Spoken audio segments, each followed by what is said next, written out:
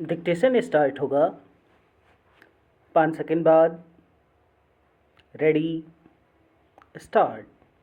लोकसभा और विधानसभाओं में महिलाओं के लिए 33% स्थान आरक्षित करने वाले नारी शक्ति वंदन अधिनियम को लेकर प्रधानमंत्री ने यह सही कहा कि यह इस सदी के महत्वपूर्ण कदमों में से एक है।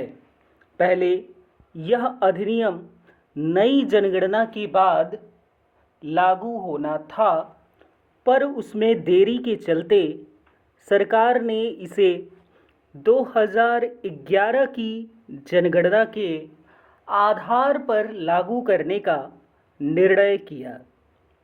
इस पर आपत्ति जताई जा रही है, पर इस आपत्ति को महत्व देने से अगले लोकसभा चुनाव में महिला आरक्षण लागू करना संभव नहीं होगा, क्योंकि ताज़ा जनगणना के आंकड़ों के आधार पर बनने वाले परिसीमन आयोग की रिपोर्ट आने में समय लगता और तब तक 2029 के आम चुनाव हो जाते। इसी कारण इस अधिनियम में संशोधन करने हेतु संसद का एक विशेष सत्र बुलाया गया है।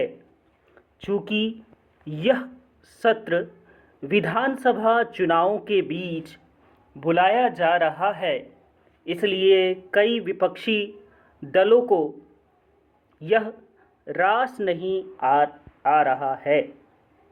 कई विपक्षी नेताओं की माने तो बीती जनगणना के आधार पर महिला आरक्षण लागू करने से कुछ राज्यों के राजनीतिक हितों की अनदेखी हो सकती है और लोकसभा में उनका प्रतिनिधित्व कम हो सकता है। फिलहाल इस आशंका का कोई पुष्ट आधार नहीं। ध्यान रहे, प्रधानमंत्री कई बार यह कह चुके हैं कि महिला आरक्षण के चलते सीटें बढ़ने से किसी राज्य के साथ अन्याय नहीं होगा। ऐसे में अच्छा यह होगा कि नारी शक्ति वंदन अधिनियम का संशोधित प्रारूप सामने आने के बाद ही सवाल और संदेह खड़े किए जाएं। समस्या यह है कि मोदी सरकार कोई भी पहल करती है तो विपक्ष तत्काल उसकी नीयत पर सवाल खड़े करने लगता है। आलोचना, निंदा, अनुमान और आशंका आधार पर नहीं होनी चाहिए। Paragraph change. विपक्ष का यह कथन निराधार तो नहीं कि सरकार इस समय महिला आरक्षण लागू कराने वाली पहल से अपने राजनीतिक हित साधना चाहती है, लेकिन आमतौर पर सरकारों और दलों के तो हर फैसले राजनीतिक हित ध्यान में रखकर ही लिए जाते हैं। यदि महिला आरक्षण को अगले लोकसभा चुनाव में लागू करने वाली पहल सफल होती है तो ऐसा विपक्ष के समर्थन से ही संभव होगा। स्पष्ट है कि महिला आरक्षण का सपना साकार होने का श्रेय उनके खाते में भी जाएगा।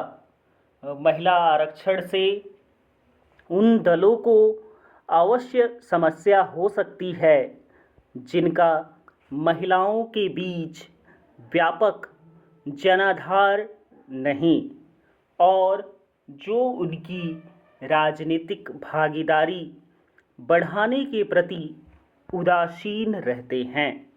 वैसे कोई भी दल महिला आरक्षण का विरोध करने का साहस नहीं कर सकता, क्योंकि अब महिलाएं एक बड़ा और सशक्त वोट बैंक हैं।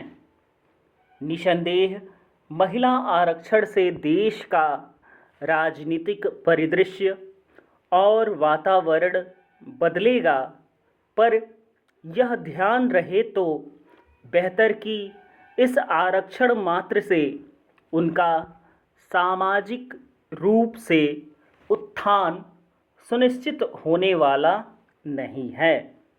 इसके लिए सरकारों, राजनीतिक दलों और समाज को कुछ और भी करना होगा। विराम।